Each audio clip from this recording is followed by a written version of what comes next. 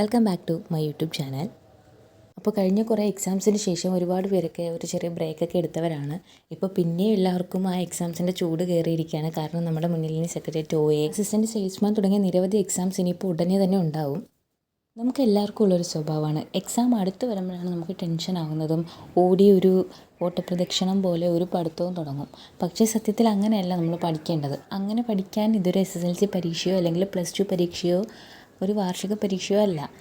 PSC പരീക്ഷയെ approach ചെയ്യുന്ന ഒരു ഉദ്യോഗാർത്ഥി ശ്രദ്ധിക്കേണ്ട 3 കാര്യങ്ങളാണ്. ഒന്ന്, സിലബസ് കംപ്ലീറ്റ് ആക്കുക. ഏത് എക്സാമിനാണോ നമ്മൾ തയ്യാറെടുക്കുന്നത് ആ എക്സാമിൻ്റെ സിലബസ് എടുത്ത് ആ സിലബസ് കംപ്ലീറ്റ് ആക്കുക എന്നുള്ളത്. രണ്ടാമത്തെ കാര്യം എന്ന് പറഞ്ഞാൽ കൺസിസ്റ്റൻസിയാണ്. കൺസിസ്റ്റൻസി ഇല്ലാതെ നമ്മൾ പഠിക്കാൻ ശ്രമിച്ചു കഴിഞ്ഞാൽ അത് ഒരു ചരടിൻ്റെ 2 അറ്റം പോലെ ആയിപ്പോകും. അങ്ങുമില്ല ഇങ്ങുമില്ല എന്നുള്ളൊരു സാഹചര്യത്തിലെത്തും അത്. മൂന്നാമത്തെ കാര്യം എന്ന് പറഞ്ഞാൽ നമ്മൾ എന്താണോ പഠിക്കുന്നത് അത് കൃത്യമായി റിവിഷൻ ചെയ്യുക എന്നുള്ളതാണ്. പുതിയ കാര്യങ്ങൾ നമുക്ക് പഠിക്കാൻ പറ്റിയില്ലെങ്കിലും പഠിച്ചത് എത്രത്തോളമാണോ എന്തൊക്കെ കാര്യങ്ങളാണോ അത് മസ്റ്റായിട്ടും റിവിഷൻ ചെയ്യുക. അതേപോലെ ഒരു ടോപ്പിക്ക് നമ്മൾ പഠിക്കാനായിട്ട് എടുക്കുമ്പോൾ അത് ഇപ്പോൾ ഒരു റാങ്ക് ഫയൽ എടുത്തു കഴിഞ്ഞാൽ നമുക്ക് ആവശ്യമുള്ള കാര്യങ്ങളും ഉണ്ടാവും, ആവശ്യമില്ലാത്ത കാര്യങ്ങളും ഉണ്ടാവും.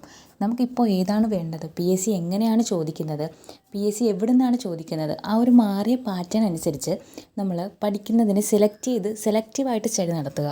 PSCയുടെ ഇപ്പോഴത്തെ രീതി വെച്ചിട്ട് ഒരു സ്മാർട്ട് സ്റ്റഡിയാണ് നമുക്ക് ആവശ്യം. പഠിക്കുന്ന കാര്യങ്ങൾ നമ്മൾ മറന്നു പോകാതിരിക്കണമെങ്കിൽ കണ്ടിന്യൂസ് ആയിട്ട് നമ്മൾ ആ ടോപ്പിക്കിലൂടെ വീണ്ടും വീണ്ടും കടന്നു പോകണം. അതിനു വേണ്ടിയാണ് റിവിഷൻ എന്ന് പറയുന്ന കാര്യം PSCയിൽ ഇമ്പോർട്ടൻ്റ് ആണെന്ന് പറയുന്നത്. ചിലപ്പോൾ ഒരുപാട് പാടുള്ളൊരു ടോപ്പിക്കായിരിക്കും, എന്നാൽ PSCയിൽ വളരെ ഇമ്പോർട്ടൻ്റ് ആയിട്ടുള്ളൊരു ടോപ്പിക്കായിരിക്കും നമ്മൾ മെനക്കെട്ട് സമയം കളഞ്ഞിരുന്ന് പഠിക്കുന്നത്. നമ്മളത് പഠിച്ചതിന് ശേഷം ആ ടോപ്പിക്ക് പിന്നീട് റിവിഷൻ ചെയ്യാതിരുന്നു കഴിഞ്ഞാൽ നമ്മുടെ വിലപ്പെട്ട കുറേ സമയങ്ങളാണ് അവിടെ നമുക്ക് നഷ്ടപ്പെട്ടു പോകുന്നത്. പുതിയ കാര്യങ്ങളൊട്ട് പഠിക്കാനും പറ്റുന്നില്ല, പഠിച്ച തൊട്ട് നമുക്ക് ഓർത്തിരിക്കാനും പറ്റുന്നില്ല എന്നൊരവസ്ഥ വരും. അതുകൊണ്ട് പഠിക്കുന്ന കാര്യങ്ങൾ കൃത്യതയോടും വ്യക്തതയോടും കൂടി നമുക്ക് റിവിഷൻ ചെയ്യാൻ സാധിച്ചിരിക്കണം. ഓരോ ആഴ്ചയിലും നമ്മൾ പഠിക്കുന്ന ടോപ്പിക്കുകൾ വ്യക്തമായിട്ട് എവിടെയെങ്കിലും നമ്മൾ എഴുതി വെച്ചിട്ട് കറക്റ്റായിട്ട് ശനിയോ ഞായറോ ഇല്ലെങ്കിൽ കൂടുതൽ ടോപ്പിക്കുകൾ ഉണ്ടെങ്കിൽ വെള്ളിയും ശനിയും ഞായറും ദിവസങ്ങൾ കൂടി എടുത്തിട്ട് മസ്റ്റായിട്ടും ആ ടോപ്പിക്ക് നമ്മൾ റിവിഷൻ ചെയ്തിരിക്കണം. നമ്മൾ ഏത് എക്സാമിനാണോ ഫോക്കസ് ചെയ്യുന്നത് ആ എക്സാമിൻ്റെ സിലബസ് എടുത്തിട്ട് മാർക്ക് കൂടുതലുള്ള ഏരിയാസ് നോക്കിയിട്ട് ആദ്യമേ തന്നെ തീർത്ത് വരണം. ഒപ്പം PSC ചോദിക്കുന്ന പ്രീവിയസ് ആയിട്ടുള്ള ചോദ്യങ്ങൾ കൂടി ആ ഏരിയാസിൽ ഉൾപ്പെടുത്തിക്കൊണ്ട് വേണം നമ്മൾ പഠിക്കാൻ.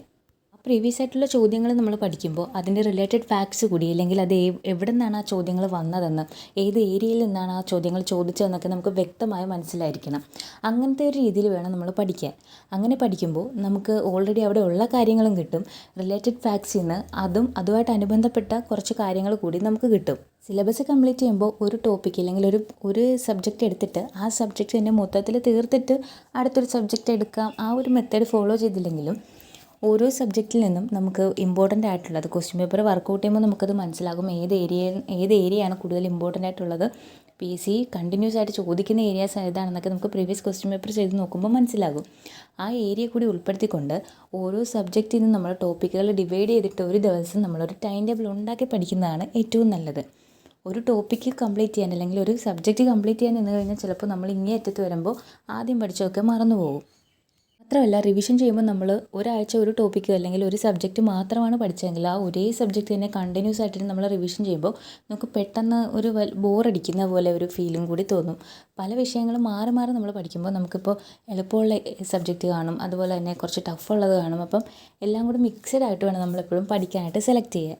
നമ്മളൊരു വിഷയം പഠിക്കാനെടുക്കുമ്പോൾ ഇല്ലെങ്കിൽ ഒരു ടോപ്പിക്ക് പഠിക്കാനെടുക്കുമ്പോൾ ഈ വിഷയം ഇത്രത്തോളം കംപ്ലീറ്റ് ചെയ്തിരിക്കുമെന്നൊരു ദൃഢനിശ്ചയത്തോടു കൂടി വേണം നമ്മൾ ഏതൊരു ടോപ്പിക്കും സ്റ്റാർട്ട് ചെയ്യാൻ. കറക്റ്റായിട്ട് നമ്മൾ എത്രത്തോളം സമയമാണോ ആ ടോപ്പിക്കിന് അനുവദിച്ചേക്കുന്നത് അതേ ടൈമിൽ തന്നെ നമുക്ക് ആ ഒരു ടോപ്പിക്ക് കംപ്ലീറ്റ് ചെയ്യാനും പറ്റണം. അങ്ങനെ ഒരു കൺസിസ്റ്റൻസി കിട്ടിക്കഴിഞ്ഞാൽ നമ്മൾ ട്രാക്കിലായെന്നാണ് അതിനർത്ഥം.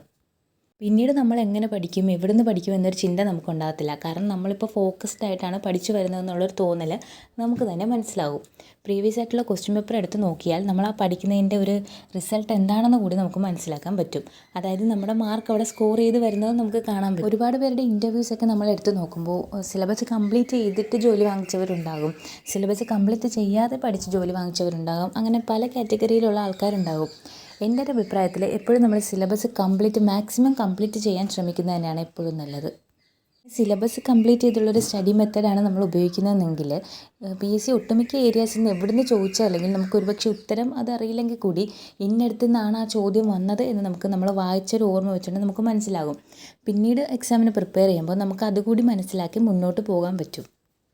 അപ്പോൾ നമ്മൾ പഠിക്കുമ്പോൾ ഒരു സിലബസ് കംപ്ലീറ്റ് ചെയ്തിട്ടുള്ള ഒരു സ്റ്റഡി മെത്തേഡിന് തന്നെ കൂടുതൽ ഇമ്പോർട്ടൻസ് കൊടുക്കുന്നതാണ് ഒരു PSC ഉദ്യോഗാർത്ഥിയെ സംബന്ധിച്ച് നല്ലത്. പ്രീവിയസ് ആയിട്ടുള്ള ക്വസ്റ്റ്യൻ പേപ്പർ പഠിക്കുന്നതിനോടൊപ്പം നമ്മൾ അതിൻ്റെ റിലേറ്റഡ് ഫാക്ട്സ് കൂടി നോക്കേണ്ടതുണ്ട്. എവിടെ നിന്നാണ് ആ ചോദ്യം വന്നത്, അല്ലെങ്കിൽ ഏതുമായിട്ട് ബന്ധപ്പെട്ട് വന്നു എന്നൊക്കെ നമുക്ക് മനസ്സിലാവണമെങ്കിൽ പ്രീവിയസ് ആയിട്ടുള്ള ക്വസ്റ്റ്യൻ പേപ്പർ വർക്കൗട്ട് ചെയ്തേ പറ്റൂ. അങ്ങനെ വർക്കൗട്ട് ചെയ്യുമ്പോഴാണ് നമുക്ക് ഏതൊക്കെ മേഖലയാണ് PSC ഇമ്പോർട്ടൻ്റ് ആയിട്ട് ചോദിക്കുന്നതെന്നും അല്ലെങ്കിൽ പഠിക്കേണ്ടാത്ത PSC അത്ര ഇമ്പോർട്ടൻ്റ് ആയിട്ട് ചോദിക്കാത്ത കുറേ മേഖലകൾ ഏതാണെന്ന് നമുക്ക് തരംതിരിച്ച് മനസ്സിലാക്കാൻ പറ്റുന്നത് അങ്ങനെ പഠിക്കുമ്പോഴാണ്. പിന്നെ അതുപോലെ തന്നെ നമുക്ക് കുറച്ച് പുറകോട്ടുള്ള മാത്സ്, ഇംഗ്ലീഷ് പോലുള്ള സബ്ജക്റ്റുകളാണെന്നുണ്ടെങ്കിൽ നമ്മൾ നോട്ട് പ്രിപ്പയർ ചെയ്യുന്നത് തന്നെയാണ് നല്ലത്. കുറച്ച് സമയം അവിടെ പോകുമെങ്കിലും നമുക്ക് പാടുള്ള ഏരിയാസ് നമുക്ക് പഠിച്ച് മുന്നോട്ട് കയറി വരാനുള്ളൊരു അവസരം കൂടിയാണത്. എല്ലാ വിഷയങ്ങൾക്കും അതുപോലെ നമ്മൾ നോട്ട് പ്രിപ്പയർ ചെയ്യാൻ പോകേണ്ട കാര്യമില്ല, കാരണം അത് സമയം വേസ്റ്റ് ആയിട്ടുള്ളൊരു കാര്യമാണ്. GK പോർഷൻ എന്നൊക്കെ പറഞ്ഞാൽ ഒരു അവസാനമില്ലാതെ കിടക്കുന്ന കാര്യങ്ങളാണ്, ഒരു കടൽ പോലെ കിടക്കുന്നതാണ്. അപ്പോൾ നമ്മൾ അവിടെ നോട്ട് പ്രിപ്പയർ ചെയ്യാൻ പോയി കഴിഞ്ഞാൽ നമുക്ക് സമയം പോകുന്നത് മാത്രമേ അവിടുന്ന് ഉണ്ടാവത്തുള്ളൂ. ഇംഗ്ലീഷും മാത്സും മലയാളം പോലുള്ള സബ്ജക്റ്റുകളുടെ ഒരു പ്രത്യേകത എന്ന് പറഞ്ഞാൽ ഒട്ടുമിക്ക കാര്യങ്ങളും റിപ്പീറ്റഡ് ആയിട്ട് തന്നെയാണ് ചോദിക്കുന്നത്. പിന്നെ നമുക്ക് ഇതൊക്കെ ചെയ്യാനുള്ളത്, ഇപ്പോൾ മാത്സ് ആണെങ്കിൽ പ്രോബ്ലം സോൾവ് ചെയ്യാനുള്ള മെത്തേഡ് മനസ്സിലാക്കി കഴിഞ്ഞാൽ, അല്ലെങ്കിൽ ഇപ്പോൾ ഇംഗ്ലീഷൊക്കെ ആണെങ്കിലും അതൊന്നും നമുക്ക് മനസ്സിലാക്കി കഴിഞ്ഞാൽ പിന്നെ നമുക്ക് അവിടെ നിന്ന് എങ്ങനെ ക്വസ്റ്റ്യൻ ചോദിച്ചാലും നമുക്ക് ആൻസർ ചെയ്യാൻ പറ്റും. പിന്നെ എന്തൊക്കെ നമ്മൾ പഠിച്ചു എന്ന് പറഞ്ഞാലും നമ്മൾ കൺസിസ്റ്റൻ്റ് ആയിട്ട് പഠിച്ചില്ല എന്നുണ്ടെങ്കിൽ എത്രയൊക്കെ നമ്മൾ പ്രിപ്പയർ ചെയ്താലും അത് നമ്മളുടെ കയ്യിൽ നിന്ന് പോകത്തേ ഉള്ളൂ. ഇപ്പോൾ ഒരു ഉദാഹരണം പറഞ്ഞാൽ നമ്മൾ കണ്ടിന്യൂസ് ആയിട്ട് എല്ലാ ദിവസവും മാത്സ് വർക്കൗട്ട് ചെയ്യുന്ന ആൾക്കാരാണെന്നുണ്ടെങ്കിൽ നമ്മൾ ആ ഒരു സബ്ജക്റ്റുമായിട്ട് കൂടുതൽ അടുക്കുകയാണ്. അപ്പോൾ നമ്മൾ എല്ലാ ദിവസവും മാത്സ് പ്രോബ്ലംസ് സോൾവ് ചെയ്ത് വരുമ്പോൾ ഓൾറെഡി നമുക്കൊരു പ്രോബ്ലം എങ്ങനെ കിട്ടിക്കഴിഞ്ഞാൽ അത് സോൾവ് ചെയ്യാനുള്ള മെത്തേഡ് എങ്ങനെയാണെന്ന് നമുക്കൊരു ഊഹം നമ്മളുടെ മനസ്സിലുണ്ടാവും. മറിച്ച് നമ്മൾ ഇപ്പോൾ ആഴ്ചയിലൊരിക്കലോ അല്ലെങ്കിൽ മാസത്തിലൊക്കെ ആണെന്ന് അത് എടുത്ത് വർക്കൗട്ട് ചെയ്യുന്നെന്നുണ്ടെങ്കിൽ നമുക്ക് ആ പഠിച്ചതായിക്കോട്ടെ വർക്കൗട്ട് ചെയ്തതായിക്കോട്ടെ ഏത് രീതിയാണെങ്കിലും നമ്മൾ പെട്ടെന്ന് അത് മറന്നു പോകും. മാത്രമല്ല നമ്മൾ ഒരു സബ്ജക്റ്റ് മാത്രമല്ല, ഒരു ടോപ്പിക്ക് മാത്രമല്ല പഠിക്കുന്നത്, ഒന്നിലേറെ സബ്ജക്റ്റും കാര്യങ്ങളും പഠിക്കുമ്പോൾ നമുക്ക് എല്ലാം കൂടി ഒന്ന് റിവിഷൻ കൊടുത്തില്ലെന്നുണ്ടെങ്കിൽ സ്റ്റോറേജ് ചെയ്ത് വെക്കാനുള്ള ഒരു മെമ്മറി ഒന്നും നമ്മുടെ ബ്രെയിൻ ഉണ്ടായെന്ന് വരത്തില്ല. കൺസിസ്റ്റൻസിയെ പറ്റി പറയുമ്പോൾ പറയേണ്ട മറ്റൊരു കാര്യമാണ്, ഇപ്പോൾ റാങ്ക് മേക്കേഴ്സ് ആയിട്ടുള്ള ആൾക്കാരൊക്കെ ചിലപ്പോൾ വെളുപ്പിന് എണീറ്റിരുന്ന് പഠിക്കുന്നവരോ അല്ലെങ്കിൽ ഓവർ ടൈം നൈറ്റൊക്കെ ഇരുന്ന് പഠിക്കുന്നവരായിരിക്കാം. അവർക്ക് റാങ്ക് കിട്ടിയതുകൊണ്ട് ആ മെത്തേഡ് തന്നെ നമ്മൾ ഫോളോ ചെയ്യണം എന്നൊന്നുമില്ല. നമുക്ക് ഏറ്റവും കോൺസെൻട്രേറ്റ് ആയിട്ട് പഠിക്കാൻ പറ്റുന്ന സമയം എപ്പോഴാണോ, നമുക്ക് ഏറ്റവും നല്ല രീതിക്ക് പഠിക്കാൻ പറ്റുന്ന എപ്പോഴാണോ ആ സമയം നമുക്കാണ് അറിയാമെന്ന് വെച്ചാൽ നമുക്ക് പറ്റുന്ന പോലെ ആ സമയം സെലക്ട് ചെയ്തിട്ട് വേണം ഇരുന്ന് പഠിക്കാനായിട്ട്. പഠിക്കുമ്പോൾ ചിലപ്പോൾ നമുക്ക് മാക്സിമം 1 മണിക്കൂറേ പഠിക്കാൻ പറ്റിയിട്ടുണ്ടാവുള്ളൂ. പക്ഷേ ആ 1 മണിക്കൂർ നമ്മൾ കൺസിസ്റ്റൻ്റ് ആയിട്ട് ആ ഒരു സബ്ജക്റ്റ് ഏതാണോ പഠിച്ചത് ആ സബ്ജക്റ്റിന് തന്നെ കൊടുക്കണം. അതിനിടയ്ക്ക് ഫോണോ മറ്റ് ഡിസ്റ്റർബൻസ് ഉണ്ടാക്കുന്ന ഒരു കാര്യങ്ങളിലും നമ്മൾ ഇൻവോൾവ്ഡ് ആവാതിരിക്കാൻ ശ്രമിക്കുക. 10 മണിക്കൂർ പഠിക്കുന്ന ഒരാൾക്ക് ജോലി കിട്ടുന്നില്ല, പക്ഷേ 5 മണിക്കൂർ പഠിക്കുന്ന ഒരാൾക്ക് ജോലി കിട്ടുന്നു. ആ ഒരു കാര്യം നമ്മൾ ഓർക്കുമ്പോൾ ചിന്തിക്കേണ്ടത് ഇത് തന്നെയാണ്. പഠിക്കുന്ന എത്രത്തോളമാണോ ആ സമയം നമ്മൾ വൃത്തിയായിട്ട് പഠനത്തിന് വേണ്ടി തന്നെ കൊടുക്കുക. നമ്മൾ ചിലപ്പോൾ നല്ലപോലെ പഠിക്കുന്നുണ്ടായിരിക്കാം, പക്ഷേ നമുക്ക് റാങ്ക് കിട്ടുന്നില്ല, അല്ലെങ്കിൽ നല്ലൊരു റാങ്കിലോട്ട് ജോലി കിട്ടുന്ന ഒരു റാങ്കിലോട്ട് എത്തുന്നില്ല. അതിൽ നിന്ന് നമ്മൾ മനസ്സിലാക്കേണ്ടത് നമ്മൾ പഠിക്കുന്നതിലൊക്കെ എന്തൊക്കെയോ പോരായ്മകളും കുറവുകളും ഉണ്ടെന്ന് തന്നെയാണ്. അങ്ങനെയുള്ളവരാണെന്നുണ്ടെങ്കിൽ ഈ 3 കാര്യങ്ങൾ നമ്മളുടെ ജീവിതത്തിൽ അല്ലെങ്കിൽ പഠന രീതിയിൽ ഉൾപ്പെടുത്തിക്കൊണ്ട് പുതിയൊരു പഠന രീതി ഒന്ന് ട്രൈ ചെയ്ത് നോക്കൂ. ഉറപ്പായും നമുക്ക് അതിൻ്റെ റിസൾട്ട് കിട്ടും. പഠിക്കുക എന്നുള്ളത് നമ്മളുടെ മാത്രം ആവശ്യമാണ്, ജോലി കിട്ടുക എന്നുള്ളതും നമ്മളുടെ മാത്രം ആവശ്യമാണ്. അപ്പോൾ നമുക്ക് പഠിക്കാനും അല്ലെങ്കിൽ അതിനുള്ളൊരു ചുറ്റുപാട് ഉണ്ടാക്കേണ്ടത് നമ്മൾ തന്നെയാണ്. പഠന രീതികളിൽ നമുക്ക് കുറച്ച് പോരായ്മകൾ ഉണ്ടെന്നുണ്ടെങ്കിൽ അത് മനസ്സിലാക്കി നമ്മുടെ മുന്നോട്ടുള്ള വഴികളിലുള്ള ആ ഒരു ബുദ്ധിമുട്ടും കാര്യങ്ങളൊക്കെ നമ്മൾ തന്നെ ഇല്ലായ്മ ചെയ്ത് സ്ട്രെയിറ്റായി നമുക്ക് ആ ഒരു പഠനത്തിൽ തന്നെ ഫോക്കസ് ചെയ്യാൻ നമ്മൾ തന്നെ വഴിയൊരുക്കണം. അപ്പോൾ വരുന്ന എക്സാംസിലൊക്കെ എല്ലാവരും നല്ലപോലെ ഫോക്കസ് ചെയ്യുക, നല്ലപോലെ പഠിക്കുക, നല്ല റാങ്ക് മേടിക്കുക. ഇതൊക്കെയാണ് ഈ വീഡിയോയിലുള്ളത്. അടുത്തൊരു വീഡിയോ ആയിട്ട് കാണുമ്പോഴേക്കും ബൈ.